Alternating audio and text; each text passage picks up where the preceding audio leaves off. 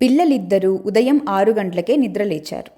అక్క స్నానం చేసి వచ్చి ఇంకా బెడ్ పైన దుప్పటి కప్పుకొని కూర్చుని ఉన్న పాపను చూసి, నాతో పాటు నిద్రలేచి ఇంకా బెడ్ పైనే ఉన్నావే, ఇవాళ సోమవారం, మనకు స్కూలుంది, నువ్వేమో ఇలానే కూర్చొని ఉన్నావు అన్నది. అది చూసి నాన్న పాపతో, నీకు తమోగుణం ఎక్కువైంది అన్నారు. అది విని ఆశ్చర్యంతో పాప, తమోగుణమా అంటే ఏంటి నాన్న అని అడిగింది. అప్పుడు నాన్న, మనకు తమోగుణం, రజోగుణం, సత్వగుణం అని 3 గుణాలు ఉంటాయి. తమోగుణం ఎక్కువైతే మనం లేజీగా ఉంటాం అని చెప్పి మార్నింగ్ వాక్కు వెళ్ళారు. అప్పుడు పాప అమ్మతో, తమోగుణం అంటే బ్యాడ్ క్వాలిటీనా అమ్మా అన్నది. అమ్మ నవ్వుతూ పాపతో ఇలా చెప్పింది, నాన్న బ్యాడ్ క్వాలిటీ అని చెప్పలేదమ్మా, ప్రతి గుణానికి ఒక ప్రత్యేకత ఉంటుంది. 3 గుణాల గురించి పూర్తిగా తెలుసుకోవడం చాలా గొప్ప విషయం. నువ్వు పెద్దయ్యాక ఇవన్నీ నీకు చక్కగా అర్థమవుతాయి, కానీ ఇప్పుడు నీకు అర్థమయ్యేలా సులభంగా వివరిస్తాను అని అమ్మ చెప్పడం ప్రారంభించారు. మొదటిది తమోగుణం. మనకు నిద్ర తమోగుణం వల్లే కలుగుతుంది. ఈ తమోగుణ స్థితిలో మన ఆలోచనల్లో స్పష్టత ఉండదు, కానీ తమోగుణం కారణంగా నిద్రలో మన శరీరం విశ్రాంతి తీసుకొని మళ్ళీ శక్తిని పొందుతుంది. అందుకే మనకు తమోగుణం అవసరం. తమోగుణం ఎక్కువగా ఉండేది రాత్రి సమయాల్లో. రెండవది రజోగుణం. రజోగుణం వలన మనం యాక్టివ్గా ఉంటాం. ఉత్సాహంగా పట్టుదలతో చేసే పనులకు రజోగుణమే కారణం. మనం చైతన్యవంతంగా ఉండటానికి రజోగుణం చాలా అవసరం.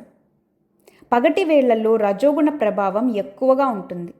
నువ్వు స్కూల్కి వెళ్ళి చదవటం, ఫ్రెండ్స్తో ఆడుకోవటం అన్నీ ఆ సమయాల్లోనే చేస్తావు. మూడవది సత్వగుణం. సత్వగుణం అంటే ప్రశాంతత, ఆనందం. ఉదాహరణకు, నువ్వు అందమైన సూర్యోదయాన్ని చూసినప్పుడు వావ్ ఎంత బాగుంది అని అనిపిస్తుంది కదా, అలా మనసు ప్రశాంతంగా, ఆనందంగా ఉండే భావనే సత్వగుణం. ఆ ప్రశాంతమైన స్థితిలో ఏ పనైనా సులభంగా చేయగలం. మన మనస్సు సత్వగుణంలో ఉంటే ఏది మంచో ఏది చెడో స్పష్టంగా తెలుస్తుంది.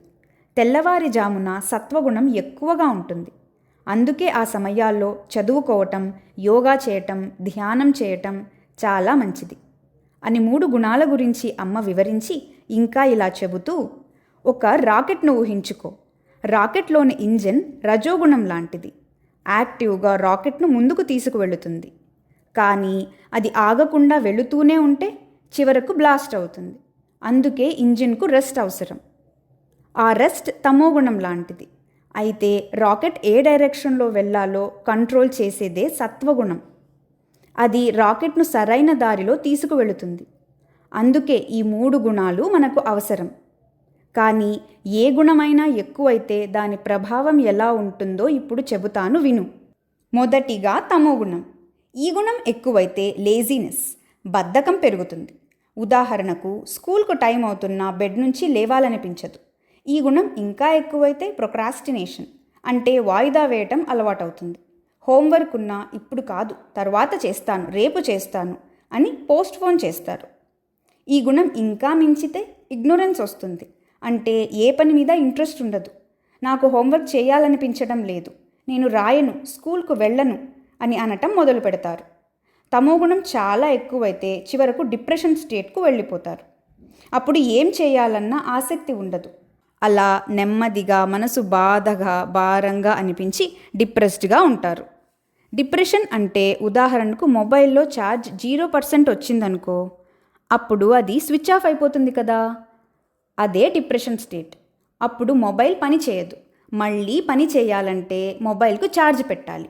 అలాగే మనం కూడా డిప్రెషన్ నుంచి బయటకు రావాలంటే మనల్ని మనమే ఛార్జ్ చేసుకోవాలి. అంటే యాక్టివ్గా ఉండాలి, ఏదో ఒక పని చేయటం మొదలు పెట్టాలి. అప్పుడు డిప్రెషన్ నుంచి బయటకు వస్తారు. అందుకే తమోగుణం ఎక్కువ కాకుండా చూసుకోవాలి. తరువాత రజోగుణం. మనం యాక్టివ్గా ఏదైనా పని చేయటానికి రజోగుణం చాలా అవసరం. కానీ దాన్ని కంట్రోల్ చేయకపోతే అది నీకే కాకుండా ఇతరులకు కూడా హాని కలిగిస్తుంది. రజోగుణం ఎక్కువైతే మొదటగా రెస్ట్లెస్గా ఉంటారు. ఉదాహరణకు, ఒక అబ్బాయి తన పుట్టినరోజున వాళ్ళ నాన్న తనకు గిఫ్ట్ ఇస్తారని చాలా ఎగ్జైటెడ్గా ఎదురు చూస్తున్నాడు. నాన్న ఎప్పుడు వస్తారా అని ఇంట్లోకి బయటకు తిరుగుతూ, డోర్ ఓపెన్ చేస్తూ క్లోజ్ చేస్తూ ఒకచోట కూర్చోలేక రెస్ట్లెస్గా ఉంటాడు. ఈ గుణం ఇంకా ఎక్కువైతే డిజైర్, కోరికలు కలుగుతాయి. గిఫ్ట్ కొనడానికి ఆ అబ్బాయి వాళ్ళ నాన్న అతన్ని బొమ్మల షాపుకు తీసుకువెళ్ళి, నీకు నచ్చిన ఒక బొమ్మను తీసుకో అన్నారు. అక్కడ robot, car, Lego set, blocks ఉన్నాయి. ఆ అబ్బాయి, నాకు రోబో కావాలి, వద్దు ఈ కార్ చాలా బాగుంది, ఇది తీసుకుంటాను, లేదు లేదు ఈ లెగో సెట్ బాగుంది అని ఆలోచిస్తూ కన్ఫ్యూజ్ అయిపోయి, ఇది కావాలి అది కూడా కావాలి అని ఆ అబ్బాయిలో కోరికలు పెరిగిపోయాయి. రజోగుణం ఇంకా ఎక్కువైతే గ్రీడ్, యాంగర్ వస్తాయి. ఏ బొమ్మ తీసుకోవాలో తేల్చుకోలేక అన్ని బొమ్మలు కావాలనే ఆశ కలుగుతుంది. ఒక్కటే ఎందుకు తీసుకోవాలి, నాకు అన్ని బొమ్మలు కొనిపెట్టండి అని కోపంగా అరవటం మొదలు పెడతాడు. గిఫ్ట్ కొనాలని తీసుకువచ్చిన నాన్నపైనే కోపం తెచ్చుకున్నాడు. రజోగుణం ఇంకా ఎక్కువైతే చివరకు వైలెంట్గా తయారవుతారు. అప్పుడు కోపంతో బొమ్మలను పగలగొట్టడమో మొండి చేయటమో చేస్తారు. అందుకే రజోగుణం మితిమీరకుండా కంట్రోల్లో ఉంచుకోవాలి. కానీ రజోగుణం మనకు చాలా అవసరం. అది మనలో ఉత్సాహాన్ని పెంచుతుంది, ఏదైనా సాధించాలి అనే పట్టుదలను ఇస్తుంది. తరువాత సత్వగుణం.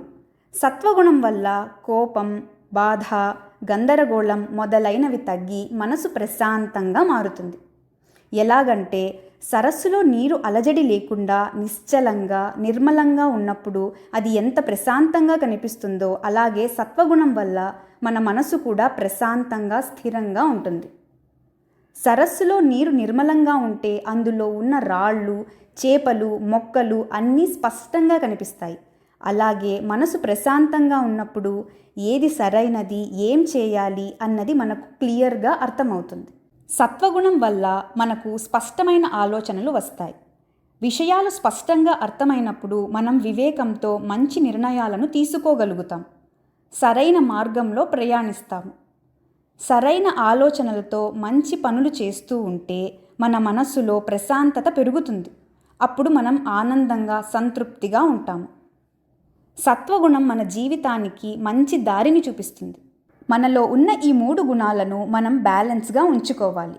అంటే మనం ఎల్లప్పుడూ సత్వగుణంతో ప్రశాంతంగా ఆలోచిస్తూ, రజోగుణంతో ఉత్సాహంగా పనులు చేస్తూ, తమోగుణంతో విశ్రాంతి తీసుకోవాలి అని అమ్మ పిల్లలిద్దరికీ వివరించి పాపతో, ఇప్పుడు నువ్వు ఈ తమోగుణాన్ని వదిలి రజోగుణం అనే రాకెట్ ఎక్కి త్వరగా రెడీ అయ్యి స్కూల్లో సత్వగుణంతో పాఠాలు చక్కగా చదువుకోవాలి అని చెప్పారు.